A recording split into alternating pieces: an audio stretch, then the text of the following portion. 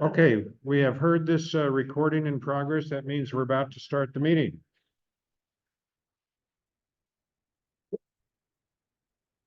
You're recording too? Okay, thank you all for coming and finding a new library. Hope it was not as hard as it sounded right along Watson here. I want to welcome everyone to the February 2024 meeting of the World's Fair Society. I think you all know I'm Mike Truax, and this is the 120th anniversary of the 1904 World's Fair, and it's our 38th anniversary of the Society. Today, we're going to see a special screening of the documentary about the 1904 Fort Shaw girls basketball team. That's a mouthful. You'll likely be surprised to hear about the success of the team as they came to the World's Fair in St. Louis. How many people have not seen this documentary? Almost everybody. That's great. I think you'll be pleased, and I think we've got good speakers and hopefully a good scene behind me. And we have 2 attendance prizes you saw on the table. One is a copy of this documentary that plays on a TV DVD player, and the other is a copy of the book that you're going to hear about by Ursula Smith and Linda Peavy. And Linda Peavy is in attendance, and she'll be introduced at the beginning, talk about the video and the book a little bit, and then hopefully take questions at the end. The documentary runs about 50 minutes, so I'm having to hustle up here because we got to be out of here at about 7:45, as usual.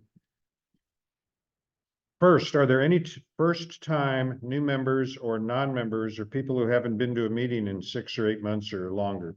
Raise your hand. Okay, I'd like to ask if you wouldn't mind standing up and just tell us real quickly who you are and how you found us and your interest in the fair. I'm Gene Rivers, my better half here, storage and teacher, and we were interested in the new exhibit at the museum, the 1904 museum, and we're supporting it. And then I think that we figured we didn't know anything about it, but I started reading Mike's books and other books, and we got really interested, and we decided to show up tonight. Yay! Well, I'll tell you, I first heard about the World's Fair when I came to St. Louis in about 1989, 90 or so, and I found a little bit about it and then a little bit more. Next thing you know, I got hooked, and I couldn't believe all I was finding out about it. And I'm still finding out new stuff. So in 25 years, you can come and tell us what you've learned. Okay. For Zoom attendees, Doug is going to be watching the chat room to see if there's any questions for the end, so you can ask your questions by entering them into the chat area.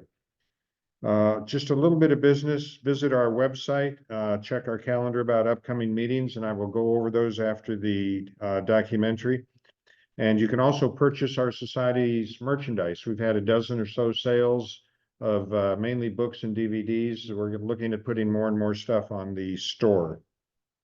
How many people have ever seen in the room here any of our videos of recorded meetings on YouTube? Well, if you didn't know they were out there and you have a computer, you can, or a phone, you can go to youtube.com and search for 1904 World's Fair Society monthly meetings.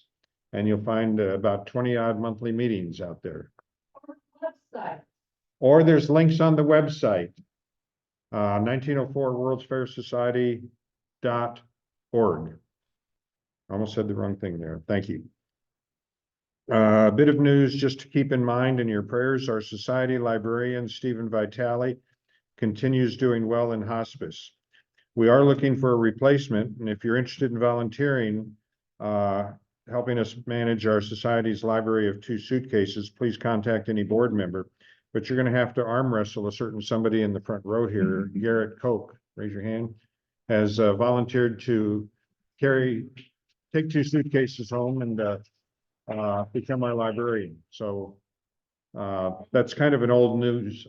That's brand new, hot off the press news from before I wrote this, or from after I wrote this. Just call me Marion. Did all the attendees in the room sign a attendance prize drawing? Piece of paper with your name on it. Put it in the big box. Well, how'd you get in here if you didn't? Okay. We are recording. And I'd like to set the stage for this presentation as I usually do. Back on February 12th, 1904, it was a Friday, 120 years ago. The fair would be opening in about 2.5 months, and there was unbelievable amount of stuff still left to finish construction on. The Dome on Festival Hall wasn't yet started. The Ferris wheel had yet to rise.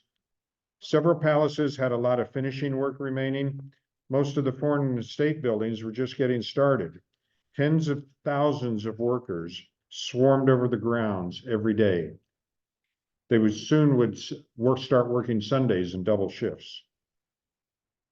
Earl Garner Lewis, the flamboyant publisher of the Women's World magazine and founder of University City, announced plans to build the largest of the tent cities that had been springing up around the fairgrounds. Camp Lewis was located near the publishing site on Denver and the tower he had constructed at his headquarters, which is now University City City Hall. The tent city would have hundreds of tents with wood floors, running water, electric lights, all for 50 cents a night. Community restrooms and cafeteria were also provided. The city would hold up to 4,000 people. A Japanese newspaper not only sent 9 reporters to the fair, they sent a printing plant from New York City, and they published a weekly newspaper in the Palace of Liberal Arts. Thousands of copies were sent back weekly to Japan. I didn't know that. The Board of Lady Managers expected that many women's organizations would establish Western headquarters in St. Louis. The 23 women on the board helped organize the women's events and set standards for the fair. One of their standards stated, quote, "No indecent dances in the midway or improper exhibits should be in the fair." Kept us prim and proper. And now it's time for our program. And after the presentation, stay for the attendance prize drawings and a special announcement about the preview of upcoming meetings. Linda Peavy and Ursula Smith, as I mentioned, had their names previously, have co-authored about 10 books about the West. Beginning in Bozeman, Montana, they discovered a single photograph in 1997 in the Montana archives about an Indian school girls basketball team. Further research into the Montana archives led to research about the Indian schools and the World's Fair archives and newspapers, and also interviews with the descendants of the basketball team. Their thorough research and documentation led to the publishing of Full Court Quest.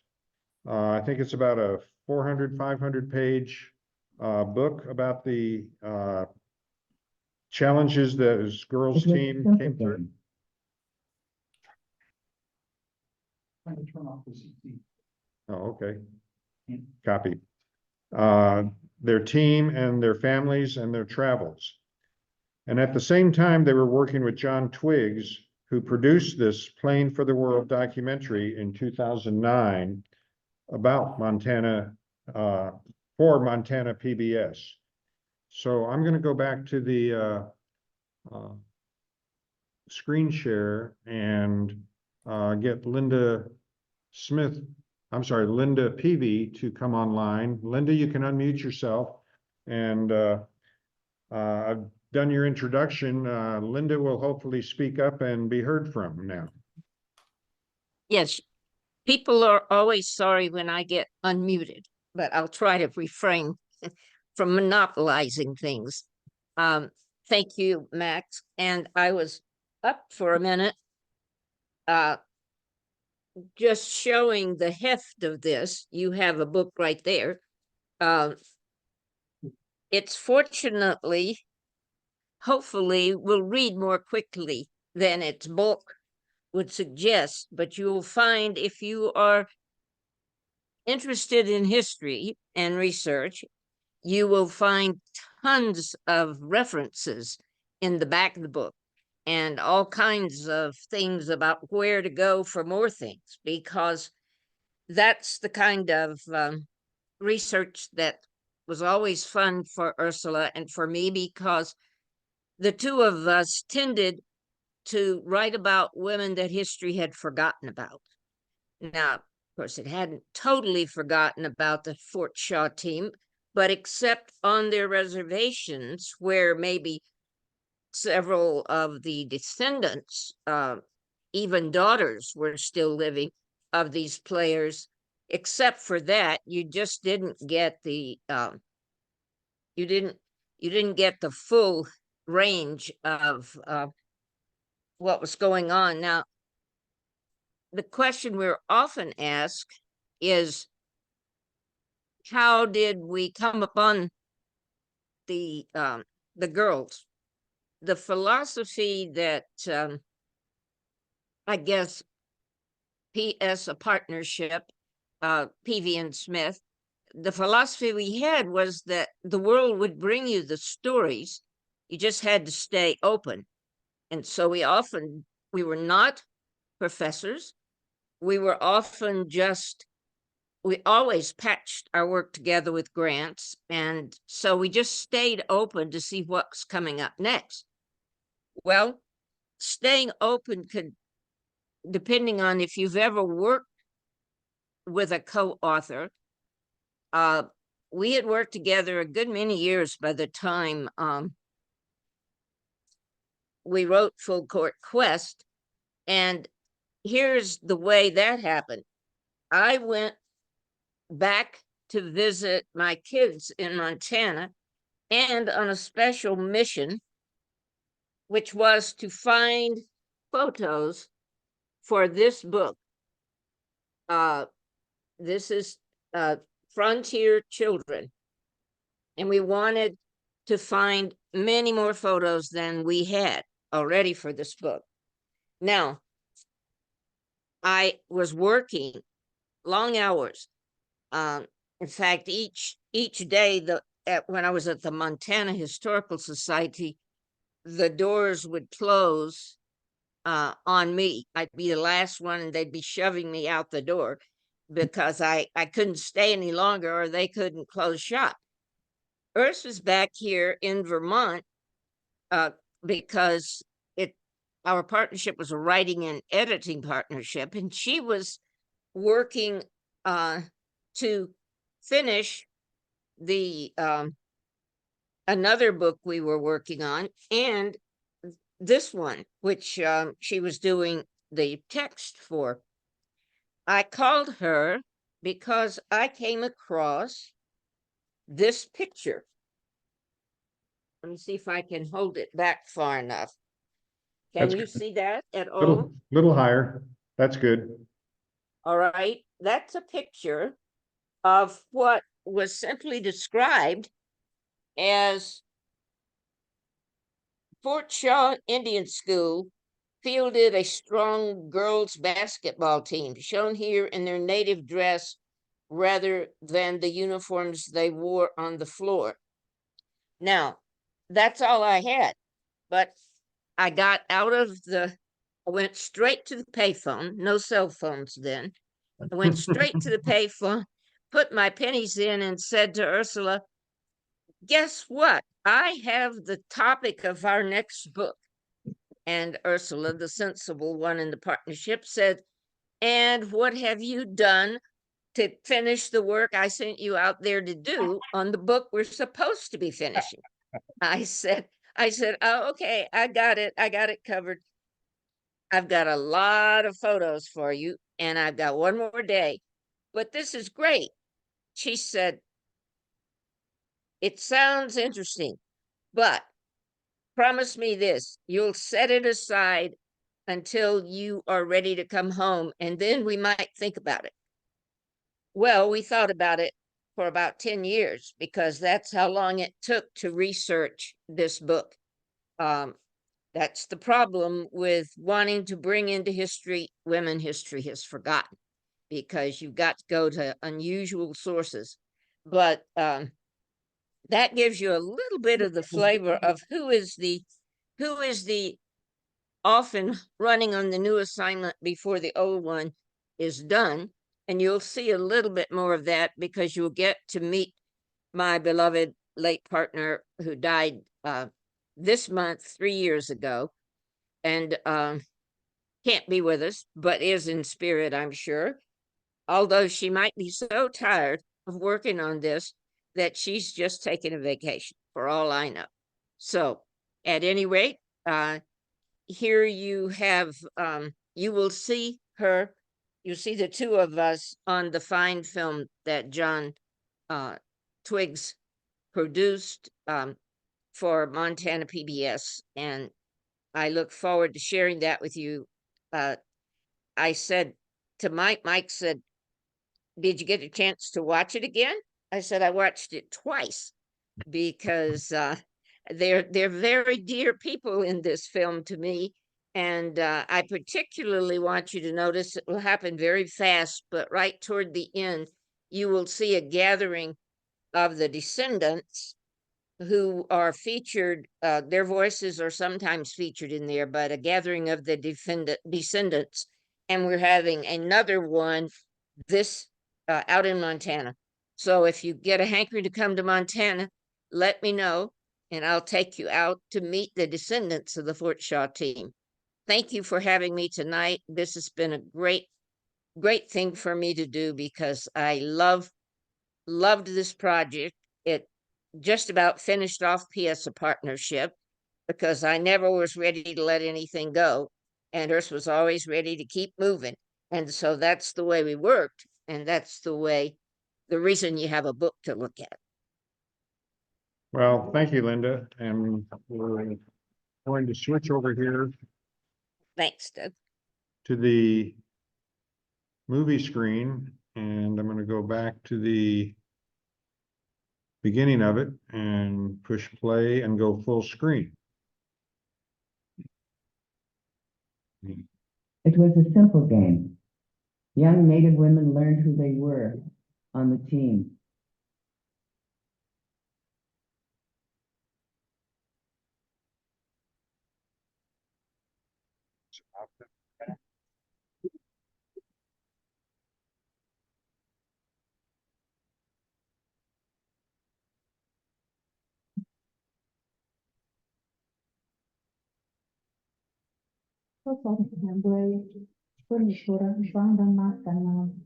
This is on people being really important. There's just only terms we have to use. They say "mamakimasai," which means come together, helping each other through obstacles.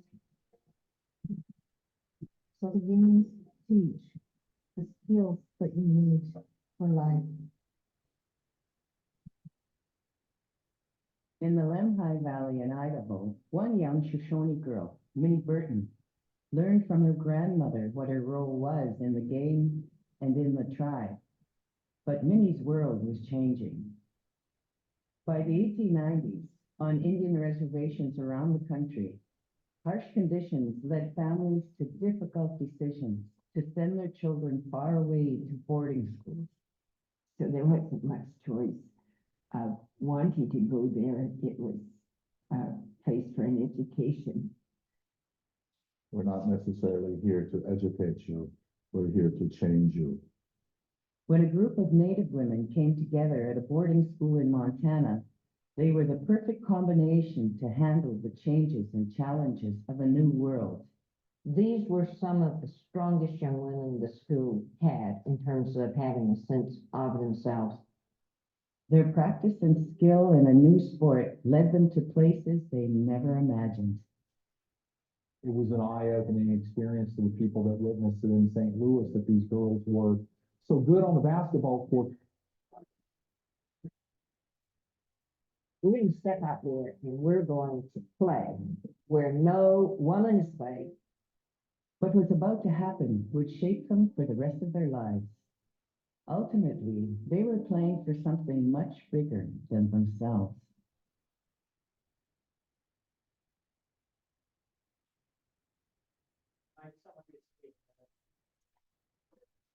Production support for Playing for the World was provided by Travel Montana, the Greater Montana Foundation, the Montana Cultural Trust, and Humanities Montana, and by viewers like you. Thank you.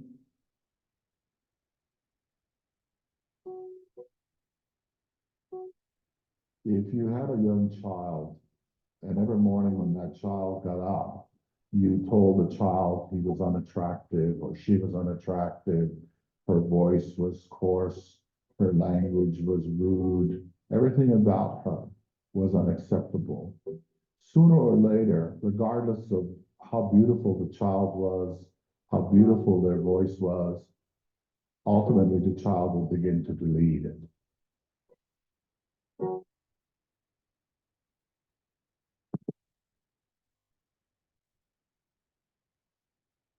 In the beginning, for most students, it seemed like a steady drumbeat of negative comments.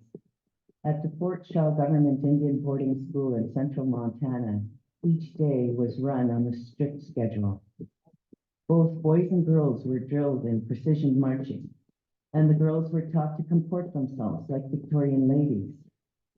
Among the 300 students enrolled at the school in 1897, Nettie Worth was a bright, multi-talented student. She'd been there from the school's beginning. It wasn't an easy decision when Nettie and her sisters had to leave their home on the Fort Peck Reservation in eastern Montana, more than 300 miles away. Nettie's mother was a member of the Assiniboine tribe. Woman That Kills Wood insisted on a good education for her girls, but she wanted them close to home. After the Fort Peck Agency School burnt down, she had few options for her children. Nettie's father, Jacob Worth, a German immigrant, argued that the trade-off of leaving home would be worth it. Woman That Kills Wood disagreed, but she finally gave in to her husband's wishes and put her girls, Nettie, Lizzie, and Louise, on a train heading west. And again, it was Jacob's idea, but, Mhm. she could see it, but now all the kids are gone, all the children. But it was something that she held against her husband forever, that he let her girls go so far away. A former military post designed to protect travelers along the trade route from Indians, Fort Shaw was converted into a boarding school in 1892. The school was centrally located in relation to the Indian reservations in Montana, northern Wyoming, southeast Idaho, and eastern Washington. This was the recruiting area as the school tried to maintain enrollment numbers and their funding. At Indian boarding schools across the country, the federal government's policy was less about education and more about changing the students' identities. Less Native, more American. At Fort Shaw, students faced similar challenges. While Nettie Worth had new clothes to wear, she was far from the comforts and routine of home. Imagine being told that you couldn't speak a language you were born into, and you couldn't eat the foods that you had been eating since you were a child. They missed the traditional things that happened at home, and that was very hard on a lot of them. 5 years after Nettie Worth arrived, Emma Sansevier was recruited to Fort Shaw. Emma was an excellent student at St. Paul's Mission School in north central Montana, but that was the only stable part of Emma's life. Growing up, Emma's family didn't live on a reservation. The Chippewa Cree Métis were not recognized by the United States government. Essentially, they were landless. Emma's family lived just outside the northern Montana town of Havre in what was called the Breed Camp.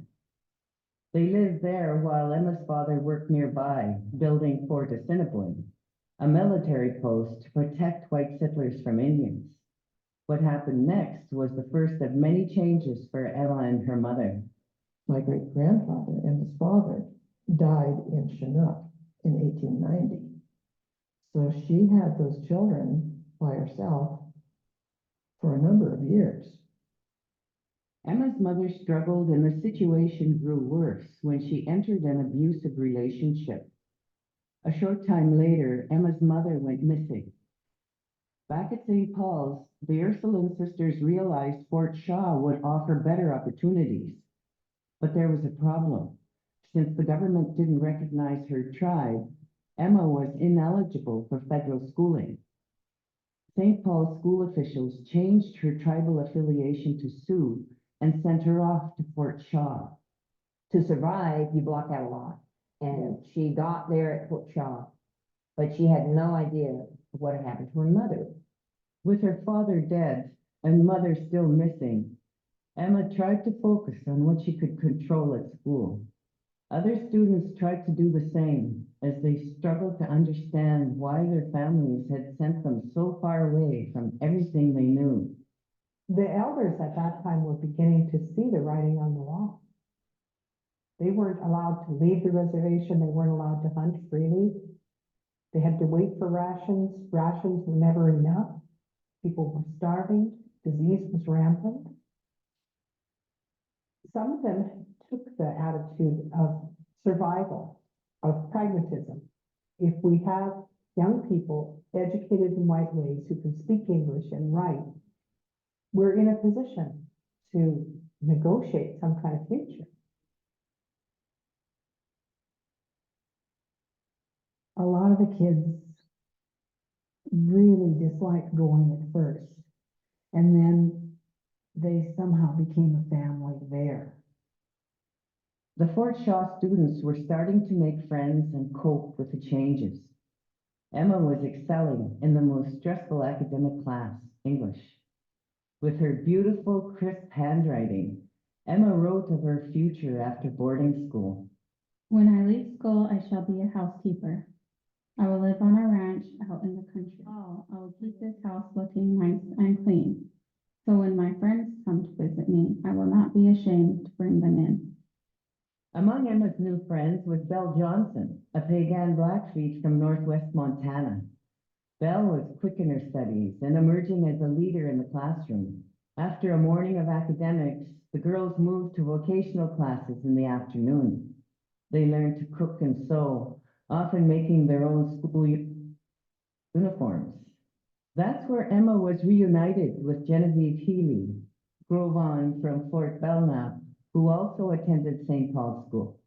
The role she played through life was the renegade. Well, the Very simple. trickster, the coyote, Right. child. Right, and it showed up early, whether she was at St. Paul's or at the agency school or at Fort Shaw. She had to be doing something. She had to be livening things up. She liked to be alive. Jen got to show off new talents in Fort Shaw's extracurricular activities. She loved being in the school mandolin orchestra with her friend Katie Snell, and a Assiniboine also from Fort Belknap.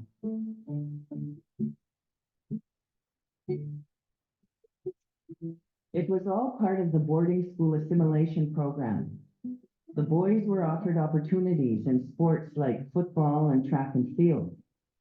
The girls' only athletic option came through physical culture class, but in 1897, the class would learn a new activity, and it would change the school and their lives.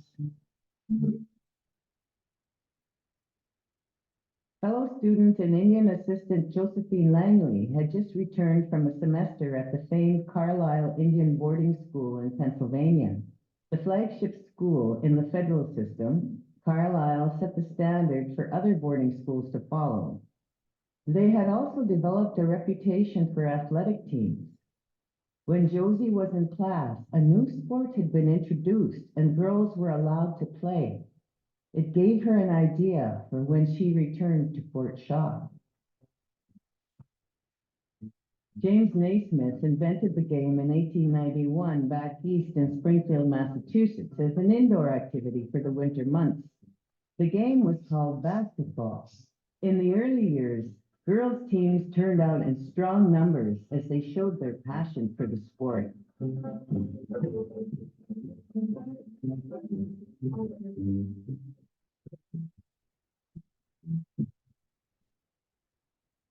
By June of 1897, Josie was back at Fort Shaw teaching the physical culture class.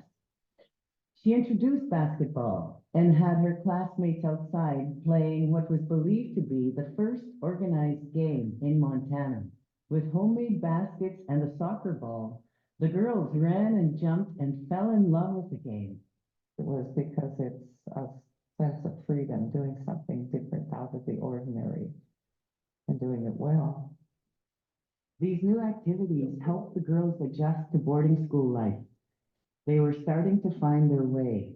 I think it's important to recognize that one of the things that happens with human beings, they adapt to situations. All these things are not contradictory, that the students have a good time in some ways, even though they're homesick. It's pretty amazing how many 15 or 16-year-old girls today could do those things and leave their families like they had to. But another major change was on the way. A year after that first game of basketball was played at Fort Shaw, the government assigned a new superintendent, and he had big plans for the fledgling sport. Fred C. Campbell was an imposing red-headed Scotchman who believed in the value of discipline and a good education. A teacher through and through, dwelled on education and encouragement. Always encouraging, always positive.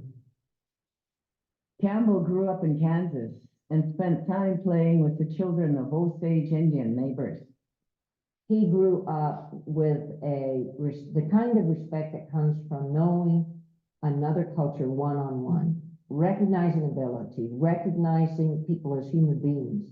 Campbell had already been in Indian education for 8 years. He knew he couldn't change the boarding school system, but he could find creative ways to encourage students. A former baseball player, Campbell believed in the value of athletics, strongly supporting the boys' teams. But he also pushed the girls to keep practicing and playing the game of basketball. What he didn't realize is that the young woman who would become the best player on the team hadn't even enrolled in school yet. In the Lemhi Valley in Idaho, Minnie Burton was being raised in the traditional ways by her Shoshone family. According to tribal tradition, from her birth until she was 8 years old, Minnie was taught everything a child should know about the culture. From 8 years up until 16 years, then they're taught to make their decisions. They're being taught then that, there's decision making that has to be done. And whether it's good or bad, they learn from the consequences. And then after 16, you're basically set for the world. The question was, which world? Minnie felt the pull in 2 directions. Chief Tendoy didn't want any of the tribe's children in the white man's schools, but Minnie's father, William Burton, was a translator for the tribe, and he saw the benefits of learning English and the non-native education. He disliked the poor conditions at the Lemhi Agency School and started looking for other options for his daughter. Fort Shaw had begun to develop a reputation. It was not too far away. And a very wonderful. She came in 1902, which means the school was 10 years in operation. Very well established by then, had quite a good reputation. May I interrupt, Minnie please? Burton was enrolled at Fort Shaw, where she met This new is Linda. classmates and watched them practice their new sport. Minnie quickly made the connection. The skills she needed for this new game were just like the skills she learned as a child. Minnie joined the basketball team, and they were about to accomplish something no one could have predicted.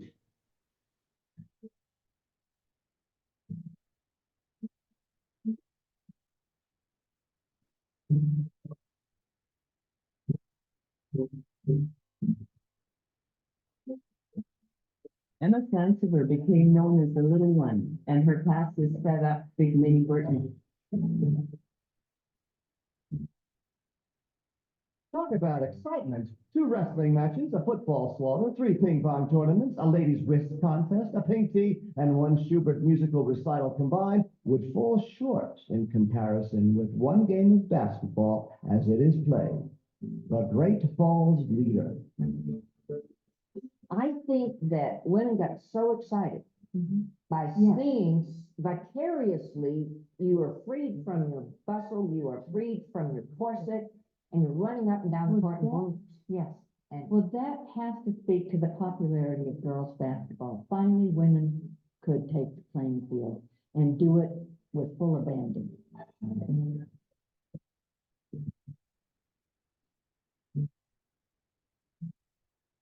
We're talking about women who lived very fully in their bodies.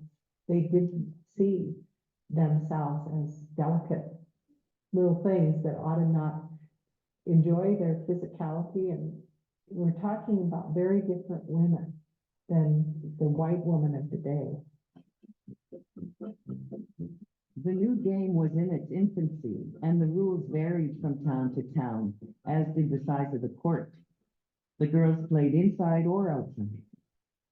The ball was larger than the present-day basketball, with laces on the outside. After each made basket, the players had to return to center court for a jump ball. The timekeeper never stopped the clock, so the games were very low scoring. It was a rough and tumble sport, no matter who was playing. And at the very same time this is happening, there are both male and female physical educators who think basketball is far too rough a sport for women. So in 1901, a woman at Smith College named Cinda Berenson writes a set of rules for women's basketball which seek to limit the physicality, the running, the endurance parts of the game, the fouls, the pushing, the shoving. These would come to be known as girls' rules, a half-court version of the game. But in the early 1900s, west of the Mississippi, many girls' teams continued to play by boys' rules, and there was no doubt which was more popular with the Fort Shaw girls. She did say they liked the boys' rules, because they tried to play girls' rules and it was too slow. I think it was too slow for them. They liked to play boys' rules. Superintendent Campbell tried to spark an equal interest in the boys' team, but they could never match the attendance of the girls' games. So he emphasized the girls to help promote the school name. Fort Shaw struggled early in the first season, losing to a team from Butte and then to a team from Helena. No one in the crowd realized it would be the last time these girls from Fort Shaw would walk off the court as the losing team. Despite the losses, the Fort Shaw girls basketball team received front page attention, much to Campbell's delight. The school didn't have a building large enough to hold the crowds, so he arranged to play their home games in the nearby city of Great Falls. They used Luther Hall, which boasted the largest dance floor in the state. On game days, the girls got the unusual treat of staying in the original Park Hotel. Sometimes the visiting team also stayed there, and as Katie Snell remembered it, the place added to the home court advantage. Hotels they stayed in, walls would be very thin, and they'd all get close to the wall. And they'd listen to the other team, how they were gonna play, and then they would know how the other team was gonna play, and they figured it all out with that thin wall. I thought that was funny. Kind of sneaky.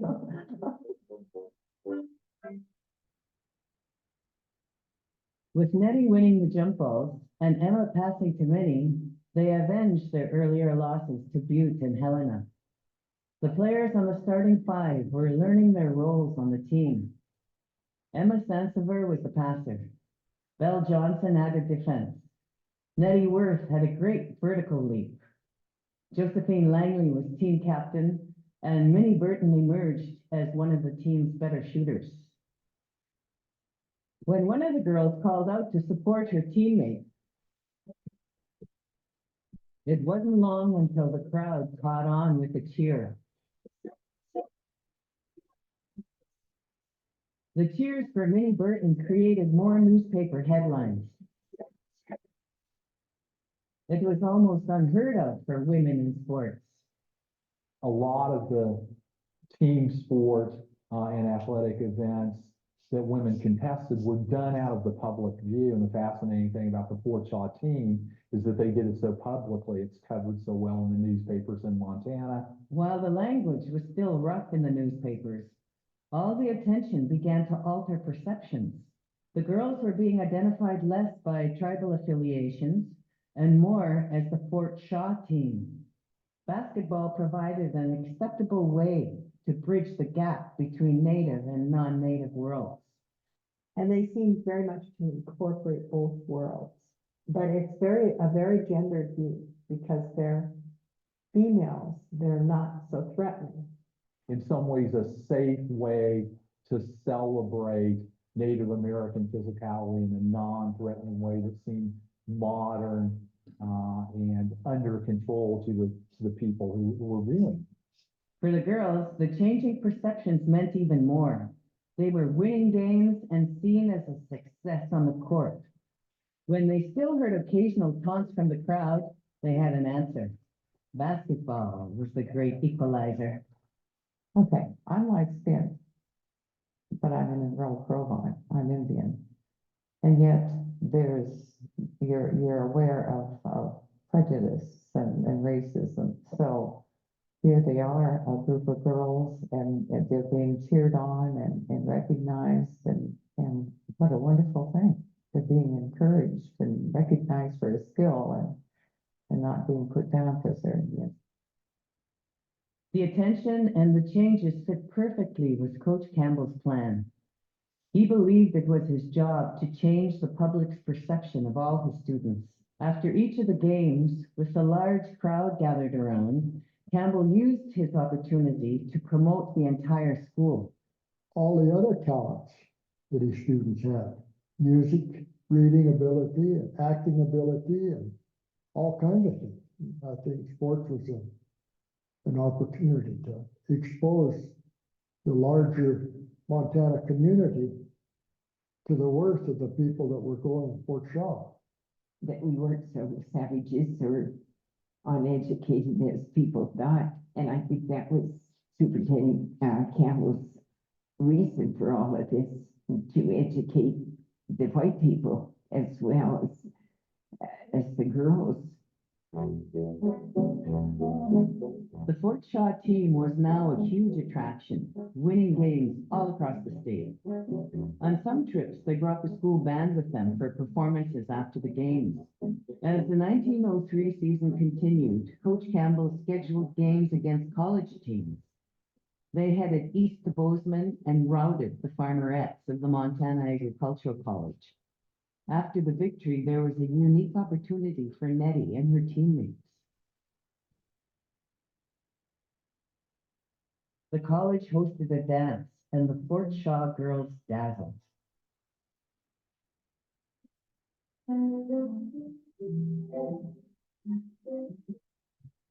According to the school newspaper's account, the Dusky Bells had no reason to complain of a lack of partners among the college boys. The next day, the team traveled 200 miles west to meet the State University team in Missoula. Fort Shaw won by 10 points in front of a large crowd, but it also introduced them to the time-honored tradition, the crowd disagreeing with the referee. They defeated college teams, you know. Bunch of kids from Fort Shaw. It's amazing. While it never made it into newspaper accounts, legend has it the Fort Shaw girls even defeated some boys' teams. By the end of the 1903 season, there was no disputing which two girls' teams were above the rest in Montana. The Butte team, composed of parochial school players, and the Fort Shaw Indian boarding school girls. This game would decide the unofficial state championship.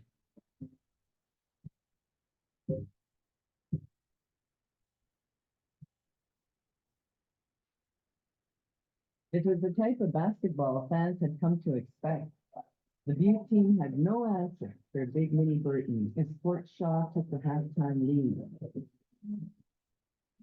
The team's speed and Nettie Worth's accuracy helped them run past the girls from Butte by a final score of 18-8.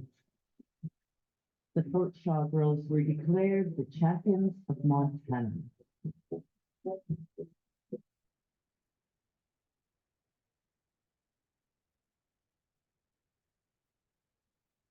Back Back at school in the Sun River Valley, the girls were quickly reminded that other students weren't having the same boarding school experience. For most of the boys, there were no trips across the state, no cheering crowds. Their hard work in the field provided food for the entire school, but that was little consolation for the boys. That's why the talk in their dormitory was about who had just run away from the school. Katie Snell's 15-year-old brother Richard and Jen Healy's 10-year-old brother Willie had successfully made it back to the Fort Belknap Reservation some 200 miles away. Even the unsuccessful attempts drew admiration from the boys. There would be more runaways, and next time the consequences would be dire. Meanwhile, the girls were preparing for another trip. Coach Campbell booked a barnstorming tour across the northern part of the state. He wanted the players' families to see what the girls were accomplishing. The team would return as champions, but for one player in particular, she would be identified for something different. When the train left for Havre, Emma Sansevier was apprehensive about returning to the area where she grew up. She'd been exchanging letters with her sister Mary and knew about the headlines appearing in the local paper. It had been almost 5 years since Emma's mother had gone missing and she was presumed dead. Now a new theory had surfaced. Mary told her that this was in the paper, that there was going to be a crowd from the breed camp at the gymnasium that night to see her play, and she just wanted her to know that this was the situation. And it was something to put on the shoulders of a 16-year-old girl. Had they not gone through this experience, they would probably not have come out with the particular skills they needed to negotiate some of the things life had ahead of them. Even the newspaper article after the game connected Emma to the tragedy.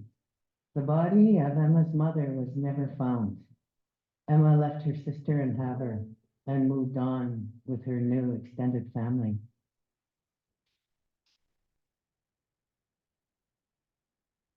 When the team finally returned to Fort Shaw, they had played 8 games in 7 towns. They were tired of the exhibitions and performances, and they were ready for a break. The last thing they wanted to hear from Coach Campbell was about another road trip. But the minute he said that there was a chance that they could go to this World's Fair in St. Louis, they were behind him all the way. Tell us what we need to do, and we're going to learn to do. Well, they had no idea of what they would have to learn to do. Preparations were underway for the Louisiana Purchase Exposition, or the 1904 St. Louis World's Fair. Construction had started on the Model Indian School that would house 150 students selected from various Indian boarding schools out west. Samuel McCowan of Oklahoma was the newly appointed director of the school, and he sent an invitation to Superintendent Campbell. Because the girls represented the school so well, Campbell quickly selected the basketball team for the honor and began adjusting the roster. Josephine Langley decided her playing days were over and was replaced in the starting lineup by Jeannie Butch, an Assiniboine from Fort Peck. Jeannie had shown great improvement during the year. Campbell would also take 5 more players, Katie Snell, a 17-year-old Assiniboine, and Jen Healy, a 16-year-old Gros Ventre. He also invited 17-year-old Rose LaRose, Shoshone-Bannock, 15-year-old Sarah Mitchell, Assiniboine, and 15-year-old Flora Lucero, a Chippewa Cree. They would now be known simply as Fort Shaw Indians. The girls would be required to give artistic performances at the fair, and the school wanted them to wear traditional clothing. Not an easy task, because for years, government Indian agents had been discouraging reservation Indians from making or keeping their traditional clothing. Eventually, everyone was able to get enough material to appear as a group in beautiful buckskin dresses. Now, before basketball exhibitions, the girls performed by reciting lines from Henry Wadsworth Longfellow's Hiawatha. Sing the song of Hiawatha, sing the wondrous birth and being. Colonizers or oppressors long for something after they've killed it. And so that imperialist nostalgia functions in this very instance, where seeing these young women still retain some cultural features, but also be able to get a hold of the game of basketball and excel. I think those two things went together. To help raise money for traveling expenses to St. Louis, the plan was to have the girls travel Montana, showcase their performance art first, then change into their uniforms and play a basketball game against the local team. Coach Campbell planned to charge 50 cents admission. There was just one problem. By now, nobody wanted to play Fort Shaw. Fort Shaw's famous girls basketball team has not been playing much throughout the state this season for the reason that there is no girls team in the state that can give them anything like a tussle. They stand alone and unrivaled. This may not be pleasant reading for the white girls, but it is true. Anaconda Standard. Coach Campbell and the girls pressed on with their traveling road show. They played music, recited literature, and played 5-on-5 exhibitions. The trip was cut short in early March during a Montana blizzard. It was horrible news for Katie Snell. Her 7-year-old brother, George, and her cousin, Fred Cunahan, had tried to run away from school. Now she was about to have a family member appear on the one boarding school list no one wanted to see.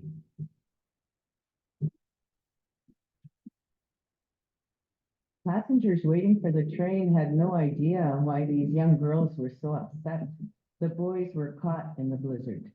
George had severe frostbites and Fred didn't make it. He died of exposure. Katie was inconsolable. The rest of the girls related only too well to the grief she was feeling. They too had enjoyed their successes, only to discover their brothers unhappy at school. They all wrestled with the same question. If they hadn't been off on these trips playing basketball, could they have helped their families?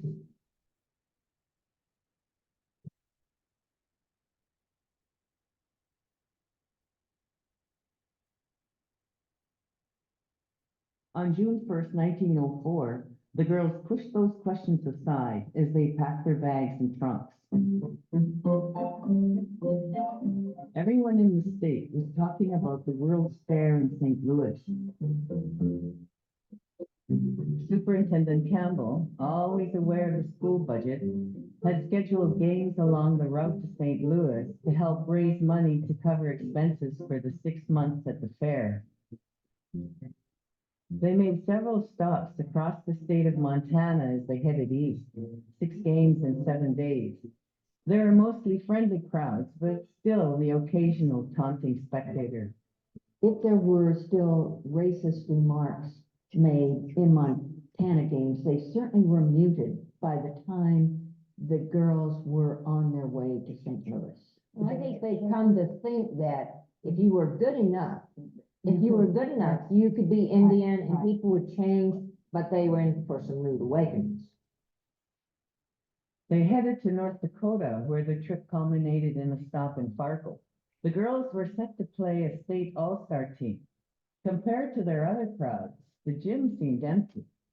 During the pregame performances, the all-star players sat on the bench and hardly paid attention. And walking by where the Dakota team was waiting to play them, there were several remarks, squaws, real beef epithets were, yes. Yeah, well, those fat squaws are too fat and too slow. We'll stomp them. Indian women in the best of circumstances have had the name of squaw used against them. I'm sure that they probably heard that. Belle Johnson had replaced Josephine Langley as captain of the team. She took that role seriously. She was furious about how they were treated, but she gathered herself, then led by example.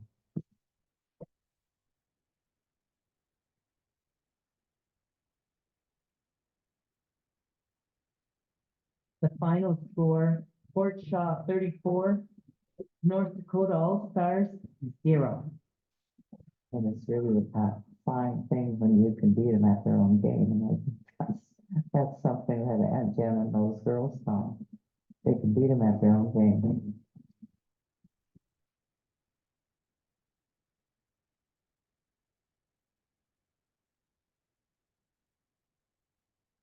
All the travel, the preparation, and hard work finally paid off when the girls arrived. St. Louis. It was June 14th, 1904, coincidentally Montana Day at the World's Fair. The moment the girls had been dreaming about was now coming to life.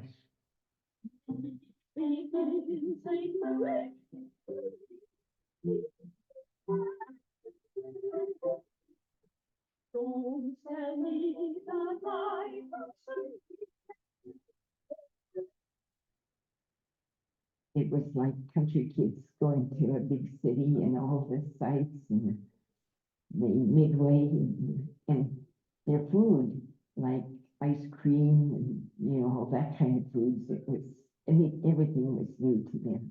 If they lived by the white man's clock before, they're now hurtling into the 20th century. And everything about this fair was progress, speed, etc. And they round the corner and there it all is.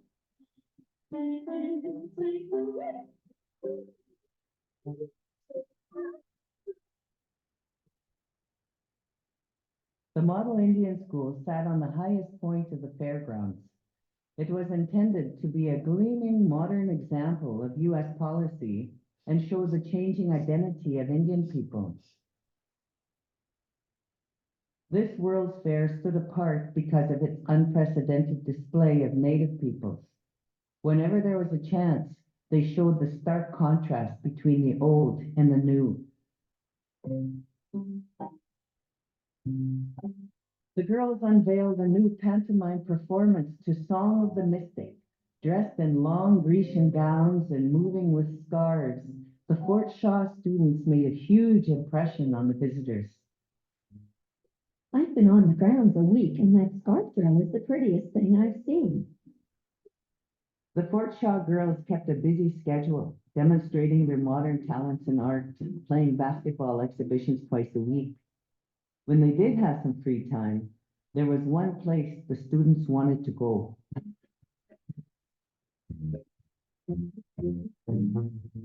A mile-long stretch of amusements, the Pike as it was called, was one of the most popular attractions at the fair, especially for the young people. The girls used some of their hard-earned money to collect tickets and visit the various attractions. They met Jim Key, the educated horse. They visited Hagenbach's Zoological Paradise and Animal Circus, which featured the giant elephant slide. The girls witnessed the modern wonder of baby incubators, where people paid 20 cents to watch nurses care for prematurely born infants.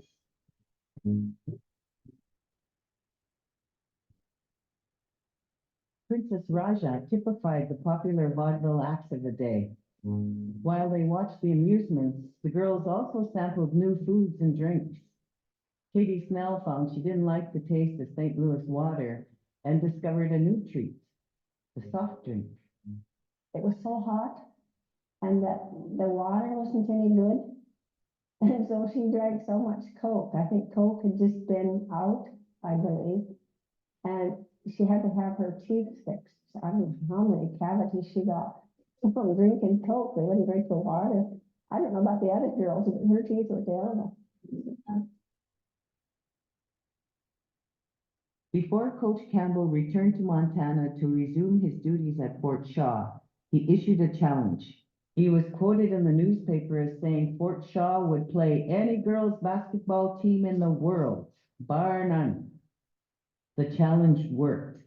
The first game was scheduled against an Illinois team. On July 28, 1904, the Model Indian School Band, fellow classmates, and even some circus elephants led a parade in Bellevue, Illinois before Fort Shaw's game against the Illinois champions. The basketball game was played on uneven ground in an open field. none of it mattered to Fort Shaw, who ran past the girls from Illinois.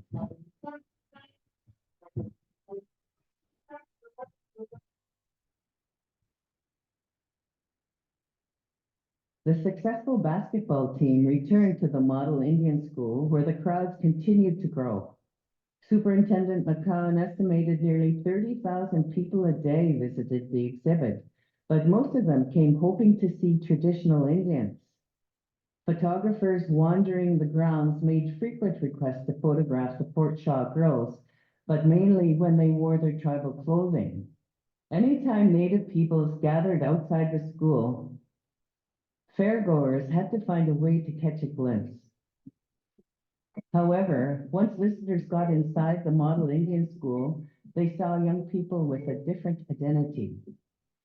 Walking down the halls, visitors saw Indian students in stalls demonstrating the modern lifestyles they were learning. The girls represented the boarding school curriculum, which trained them to be manual laborers and servants. Guests were surprised, and school workers recorded their comments. I've seen pictures of Indians, and these don't look like them. We are still, as Indian people, having to constantly push back and push away the stereotype that unless we're sitting here in a giant war bonnet, there's something unauthentic about me and people like me. So there's a very static image of what Native Americans are supposed to look like. The Indian educators took full advantage of that stereotype. They put traditional Indians into the other stalls of the school.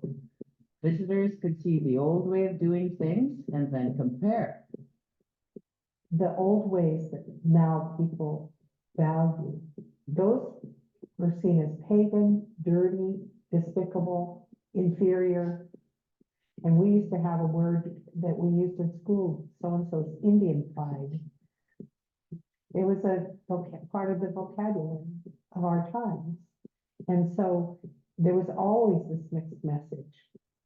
The various depictions seemed to confuse the Fort Shaw students. Which role were they playing? Traditional performer, modern athlete, or current student? Who were they? I think these girls probably didn't know what they were. The crowd seemed equally perplexed as they walked by the stalls. They would speak as if the girls couldn't understand English, and occasionally reach over the railing to touch their hair. The Fort Shaw girls weren't in the stalls, but they saw their friends and were well aware that everyone at the school was just like the other exhibits. They were on display. If they did realize that they were being looked at as different, they must have played it very well. They probably made it a reverse joke at times too. That would be I would tend to think that. Let's sit here and understand.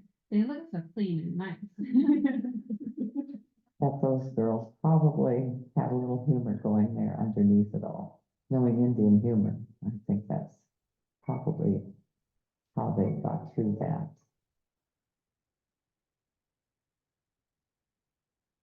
St. Louis was no stranger to large sports events, but they almost exclusively featured male athletes. The games of the Third Olympiad continued that practice as men competed for gold medals across the street from the fair. But another event was receiving attention, also because of the athletes competing. Legendary sports figure James Sullivan believed white male athletes to be naturally superior, and he wanted a way to test that theory against other ethnic groups. He invited Indigenous peoples residing at the fair to compete in the Aboriginal Games. The plan was to compare results with the white Olympians, but since the Native athletes had no chance to practice and had never heard of these sports, the experiment was a miserable failure. The Fort Shaw girls did not compete in the Aboriginal Games, but they were invited to perform one of their basketball exhibitions at the conclusion of the Games. After being the only women's team to perform in the Olympic Stadium, they were given the silver cup with a mahogany base to honor their overall contribution to the World's Fair. The cup wasn't nearly as important as earning the title. Fort Shaw would have their own big sports event when a Missouri All-Star team challenged them to a best-of-3 game series to determine the fair's champion.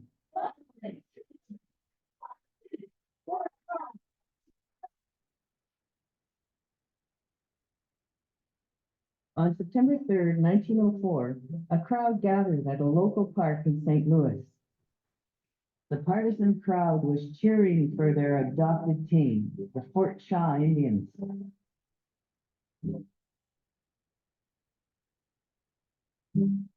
Fort Shaw struck first against the Missouri All-Star team when Minnie Burton sank the basket.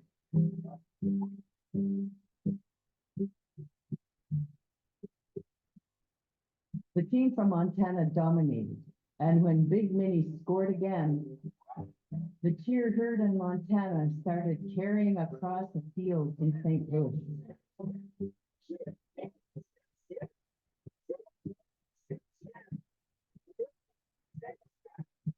In the second half, Nettie Worth once again won the jump ball, ran past her opponents, and scored another 2 points for Fort Shaw. Playing in their wool uniforms in the stifling Midwest humidity, the Fort Shaw speed and stamina left the Missouri All-Stars gasping for air. The St. Louis athletes were not in the class with Fort Shaw. The Indian girls were more active, more accurate, and cooler than their opponents. St. Louis Post Dispatch. The final score, Fort Shaw 24, the Missouri All-Stars 2. I would not have missed it for $50. Playing with these Indian girls is simply marvelous. They can easily defeat any team in the world.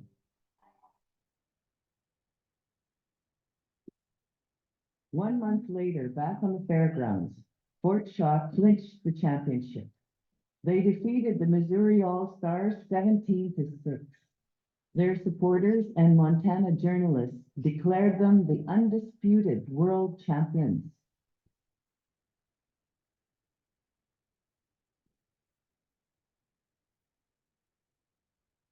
By November 1904, the girls were climbing on a train and heading back to Montana.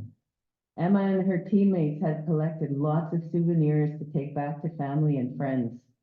Emma also kept a memory book so friends could write down their thoughts from St. Louis. Darling Emma, our friendship has budded on earth. May it bloom in heaven. Remember the fun we used to have in St. Louis? Your true friend, Lucy Collins.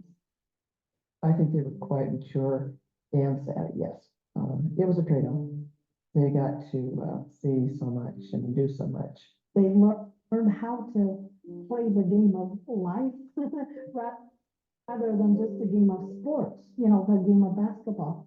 So they knew that if they did well in basketball, that they would be able to, they would have the opportunity to travel and see the world.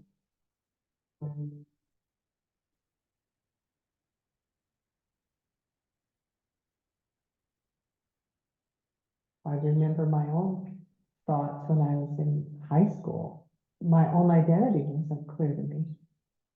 My own cultural identity. Not that I didn't know I was Indian, but what that meant is something that I grew to understand in deeper ways as time went on. The issues of identity affected each of the Fort Shaw players in different ways. Emma Sansevier kept her team uniform, even though she knew once she took it off, she would never be treated the same way again. It was a hard lesson learned at the boarding school. She used it as she got married and filled out her marriage certificate. Emma listed herself as white. And that's one reason that my grandmother's 6 sons would not admit any Indian when they went for a job, even though she had died. Some of them looked very Native American, and they would deny that. Emma raised a big family, but after she gave birth to her 8th child, she died of complications. Emma was 39 years old. Katie Snell was back home on the Fort Belknap Reservation in north central Montana. It was 1936, and she went into town to run errands with her husband and her daughter Rosie. They were hungry and stopped at a local cafe for lunch. They came and met us and said that we couldn't come in there. And because no Indians were allowed. And they had said, can't you read? And can't you read? You know, and so I was only 8 years old. Katie and the kids never went to town as a group again. Katie raised 9 children. She passed away just 2 days shy of her 90th birthday. Minnie Burton returned home in time to see her people, the Lemhi Shoshone, forced off their reservation and moved south to Fort Hall. While family members knew Minnie attended Fort Shaw School, they had never heard of her athletic acclaim. The young woman who made newspaper headlines and had crowds chanting her name never mentioned a word of it when she returned home. I was taken aback by that because I didn't know that about her. I knew everything else about her, but I didn't know that this was one of her greatest accomplishments in the non-native world. But in the native world, it's because it's so foreign to us, we don't celebrate that as much. So it's not talked about as much among the people. There's no oral history on that, hardly any oral history on her accomplishments as a team player. Minnie also married and had children, but after giving birth to her 5th child, she too died of complications. Minnie was 33 years old. Most of the other players treasured their connections to the team. The Worth family kept a large scrapbook because not only was Nettie a star player, her sister Lizzie also made the trip to St. Louis as a chaperone. Nettie was later honored with her own day at the 1962 Seattle World's Fair. She passed away at age 77. Jen Healy cherished her team photo and shared her memories. She was the last living member of the team. She died in 1981 at age 93. The Fort Shaw women survived their boarding school experience and carried a strength through the rest of their lives. What they left behind was larger than a single victory or even a championship. They left a legacy. It's not just their victory. It's ours. It's ours. There's the group photo.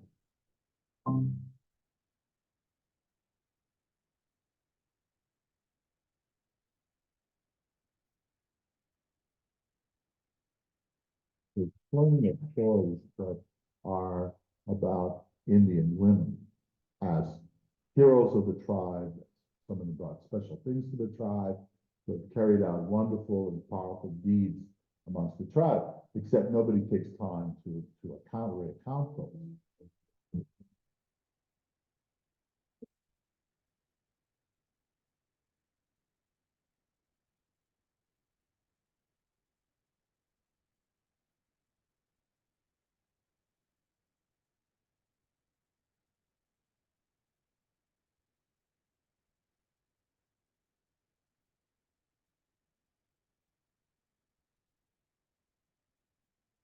So with that, I'm going to switch over so that we can stop the sharing and get back into chatting with the co-author of Full Court Quest, the story of the Fort Shaw Indian girls basketball team that you just saw.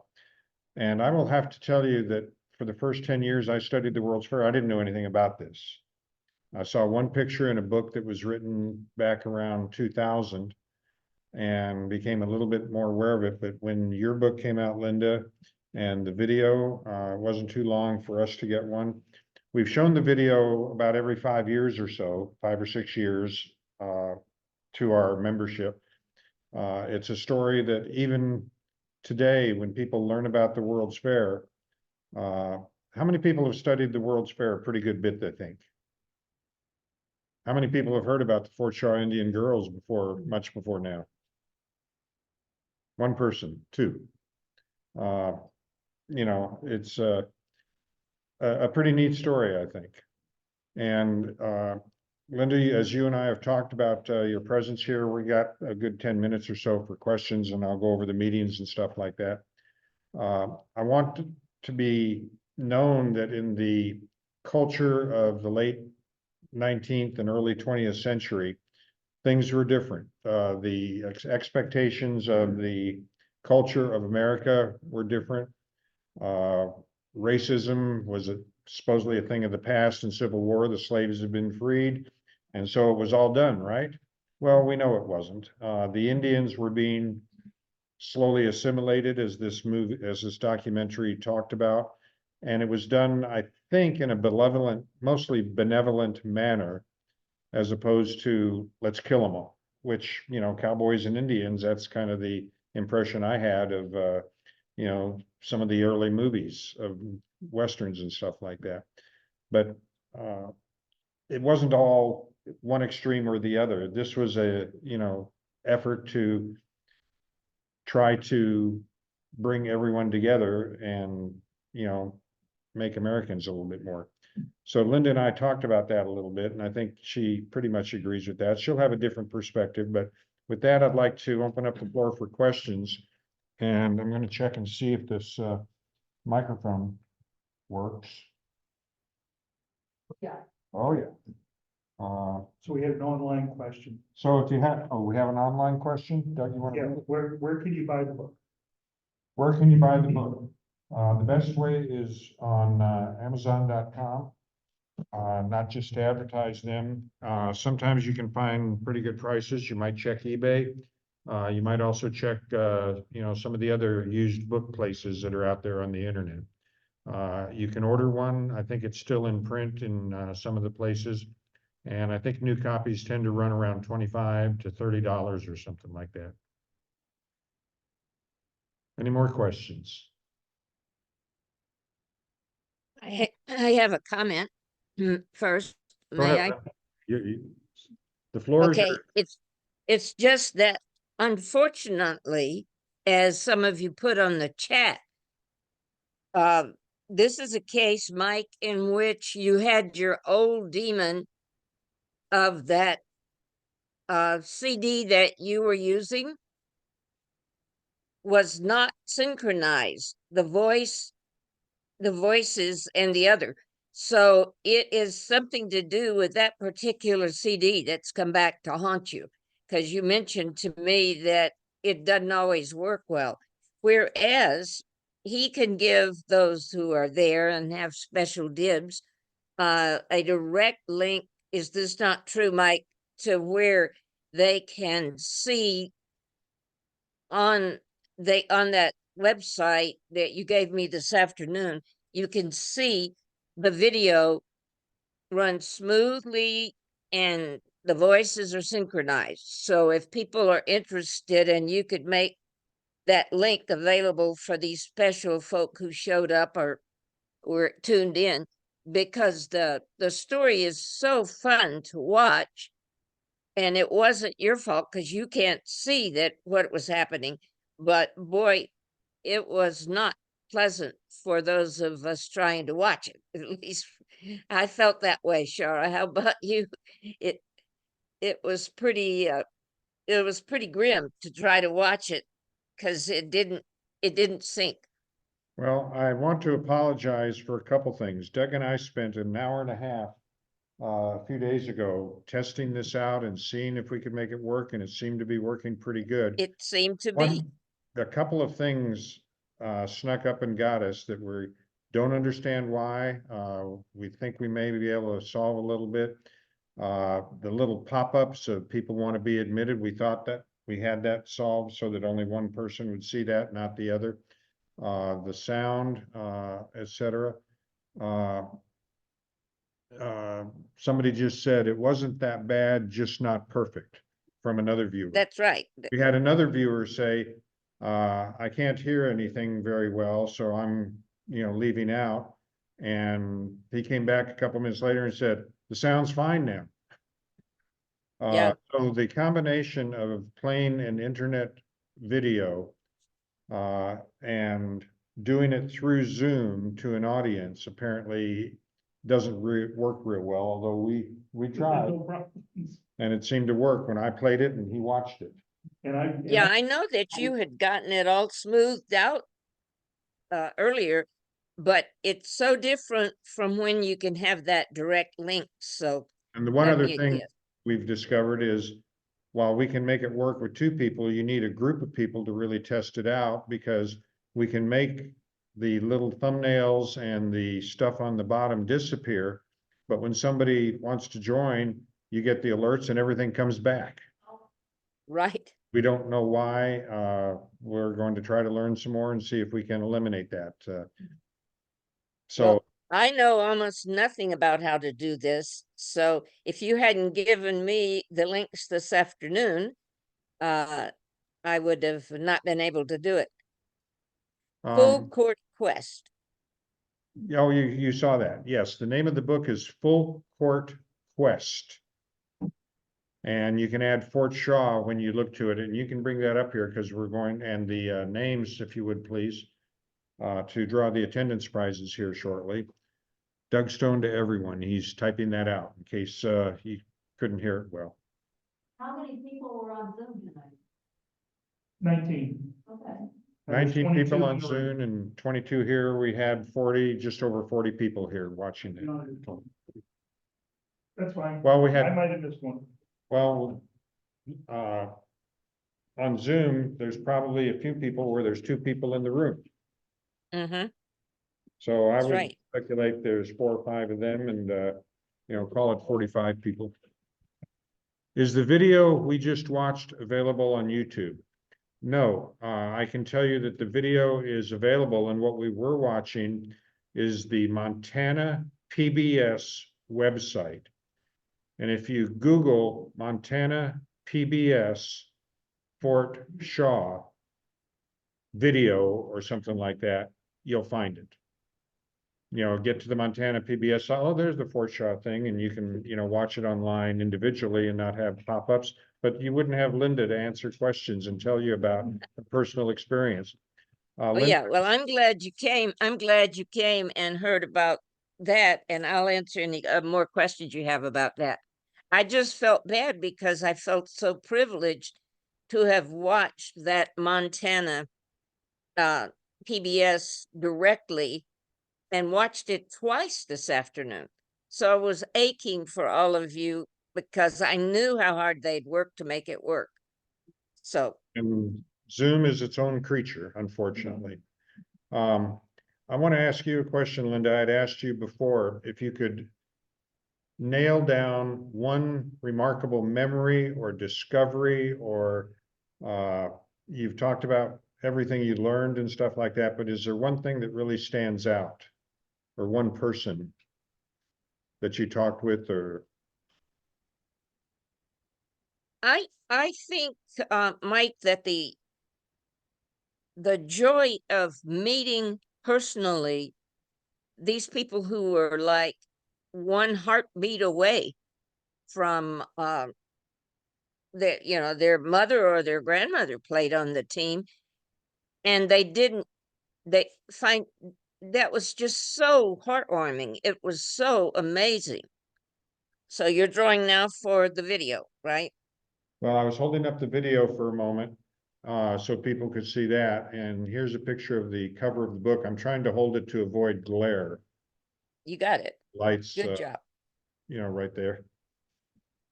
Any other questions for Linda from the room before we do the drawing and talk about upcoming meetings? Because I do have a question to put before the assembled throng here. I just want to thank her. Yes. Yes, thank you. Well, Linda, that's a thank you, for your 10 years of hard work and research. And if you take a look at this book, how many pages did I say it was? Like 50. Mike, Probably. Tops out at Is- about just under 500 or just over, 470 pages. The last 100 pages or so are footnotes and explanatory information and the story of what happened to some of the girls on the team and their family. And it's not just about the girls' basketball team, it's about their families and, you know, their brothers and sisters who tried to get away from the boarding school and stuff like that. And you get a much bigger picture from reading the book about what was going on in America than what was put into the video. Linda? Mike, is Go ahead. this, so then all of this is newer than the one we did a few years back? The Because I doc, bought book and video a few years ago and gave it to my kids. the same book, same video from 10 years ago. Oh, okay. That's what I was hoping. Okay, but, okay, Yeah, you thank- don't have to buy a second one. So with that, Although maybe you've got new grandkids by now. That's, Oh, these are my Native American grandkids. I'm gonna ask Doug to draw two names, if he would. And the first one gets your choice of whether you want the video and you can watch a clean video at home or the book. Sarah Angleton.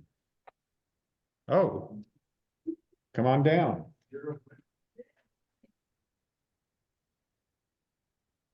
And if you would, face over towards Doug and hold this up and he'll get a picture of you and maybe someone else. Which would you prefer? You want the book, okay?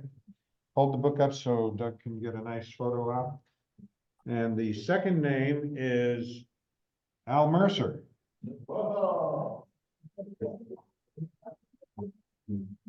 Substitutions are allowed if you want Sharon to come up. Substitutions are allowed. It's a basketball game. That'll work. And that's one thing we didn't talk about, and you could probably see it. Basketball, when it was first invented, you were allowed one dribble and you had to pass. None of this court to court, 2 or 3 dribbles and leap for the basket. It was a much more of a passing game and motion and, you know, kind of setting up soft screens. You couldn't, you know, play football and knock somebody down, although you could dive for the ball, I guess. It was quite a different sport, and I think the reenactors, Linda, that John Twigg got to play it, did a pretty good job of showing what the sport was probably like back in 1904. back in that time, yes, I think so. There's in the book, there's a picture of a Butte game in which they advertised it, or else they wrote about it in the Butte, Montana paper afterwards. They always had stretchers ready because it could get so rough and tumble that they carted off girls, you know, with the they carted them off on the ready stretchers. So there was something to Berenson's worry about, you know, but hers was mostly a sort of sexist worry about it wasn't ladylike to play that rough. It was not worrying actually that they were going to get hurt. But what they liked about it was rough and tumble. And you saw all the ladies in the stands.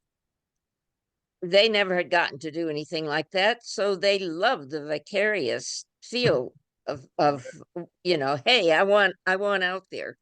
Well, I totally agree, and I think the crowd here is in agreement with you, and those on the internet, you can hold up your hands and wave, but another round of applause for Linda and John Twigg. Thank you. You know, and telling us a story that, you know, we've not delved with any depth into recently in the last 6 or 7 years. And it bears repeating, I think, even if you'd seen it before, you probably forgot most of it. I did. And, you know, it's just fun to learn about. Well, the sheer joy of that kind, you know, you are all in the society. So you're history buffs enough to know you want to know about it, you want it interesting, but you want it accurate. But the sheer joy of being able to find an object from the World's Fair, or all the things that the society engages in, is what keeps you going as a writer, and having an appreciative audience. So thank you for caring about the research and about the girls. Well, thank you so much, Linda. It's, been a lot of fun, and, we're going to, yes, as I'm speaking, I see that I'm now appearing, Zoom is kind of weird, and I'll just leave it at that with what I'm seeing on the screen. So I want to do a quick update about upcoming meetings and remind everyone in the room and on Zoom to check your emails for reminders, check the bulletin. Meetings are out there and information, and the website for more details. Coming up fairly soon here in just about 10 days or so, on Saturday, February 24th, at the History Museum Library and Research Center on Skinker, Jason Stratman is going to present again a visit to the 1900 World's Fair based on a lot of the diaries and journals that the History Museum has.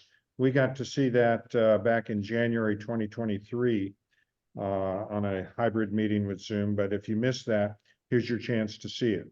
I'm not sure if that got recorded and is out there on our YouTube channel or not. So then next month on Thursday, March 14th at 6 o'clock, and we're gonna hopefully get back to Booter Library, we'll have a meeting to learn all about the Wanamaker organ. We'll see a couple of video clips about the organ, and the president of the Friends of the Wanamaker organ in Philadelphia will be joining us for that meeting, much as Linda joined us for this presentation. And then in April, we're going to get off to some very, very special events. Still working out some of the exact details, and we'll kind of help determine one of them here. But on Monday, April 8th, the History Museum will provide a very special visit for society members. We will try to get a head count beforehand. We will get to go to one of the first public previews of the new 1904 World's Fair exhibit in the History Museum. The exhibit will not open until late in April, closer to opening day of the fair. But this is going to be an after work meeting. We've been invited there from 5 to 8 p.m. For the preview, and they'll have some refreshments for us. Did they know that's the day of the solar eclipse? Yes, The day of the solstice. it is the day of the solar eclipse. This will be an evening meeting. The eclipse is in the afternoon. And you can go down to Sykeston or 2 hours down to Carbondale to see the eclipse, and you'll be able to get back here in plenty of time. Yeah. Farmington has a good percentage too, about 2 minutes and something. This one's shorter than the last one, I think I heard. Yeah. At any rate, that same week, on Thursday, April 11th, there will be another special event at the History Museum. Local author and Patrick Murphy will debut his new book, Prelude to a Century, the 1904 St. Louis World's Fair. This will be at the History Museum and open to the public. On Saturday and Sunday. What time is that one, Mike? The April 11th? 5 to 8 p.m., Rita. Oh, thank you, thank It'll be in you. the bulletin, and it will be on the website. I think it already is on the website. Yeah, I think it's in my book. On Saturday and Sunday, April 27th and 28th, is going to be the official opening of the new World's Fair exhibit to the public. There's going to be all sorts of events that you can see at the History Museum's Facebook page and on their web page. I think the Confluence Chamber Orchestra is going to be there. There's going to be tours. There's going to be a walk around the fairgrounds over to the Grand Basin. Some refreshments, and guess what? Ice cream cones for the kids. Yep. So if you want to avoid the big crowds, come to the Society's preview on April 8th. But if you want ice cream, gotta go on 27. Well, we've been invited to come and help with the crowd and maybe have a display table of our, some of our stuff. I don't think we're going to be allowed to sell merchandise, but we can certainly promote the Society and the World's Fair. And then the week after that, on Tuesday, April 30th, everybody should know what that is. That's our special opening day celebration. We're planning on meeting at a local restaurant for an early dinner, pay as you go. There may be a limited menu and a combination. I'm hoping we get at least 30, if not 40 plus people there. And the number one place that we've narrowed it down to at this point is Pietro's on Watson.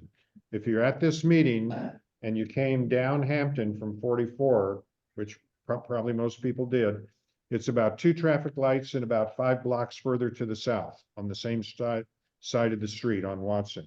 It's a fairly large, reasonably priced Italian place. They do have some other dishes besides Italian food, but it is very, very good.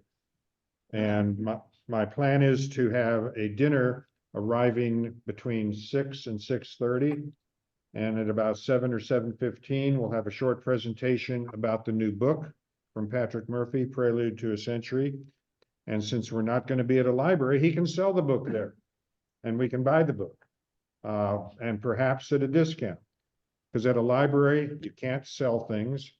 You're not supposed to recruit members or sign them up. And you can't bring in food, etc. So it's been suggested by the board, and we talked about it quite a bit over the last few months, having a restaurant meal sometimes. And if you want, you don't have to buy a dinner. You could buy just an appetizer, although they are a restaurant and could be patronized. That would be nice.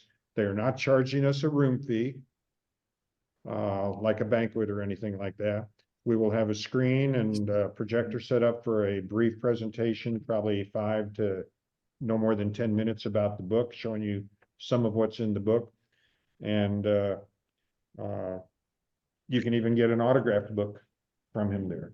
So the couple of places we considered looking at, Doug is in an organization that meets out at Old Hickory Golf Club.